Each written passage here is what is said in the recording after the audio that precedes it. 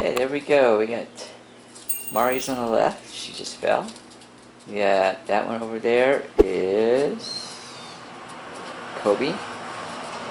Then over here, underneath Ma, is Roku, butt side.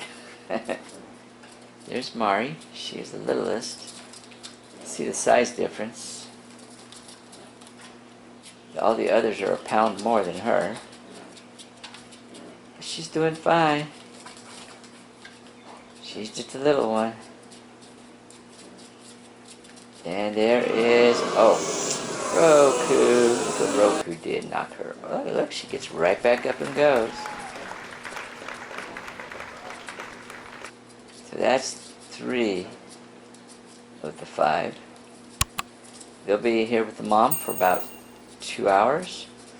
Then I take the 2 boys out, bring the other 2 girls back in, so they can have 2 hours with mom to eat. But Mari, little Mari, she stays in 24/7. So that way she can get a hold and latch on and get all the milk she needs. Look at her. Tiny. See, look at the size difference. Look how tiny. It's hard. She's going to be a heartbreaker. Ooh, the person that's getting her, heartbreaker. Not for you, but for me. Because I really like this puppy.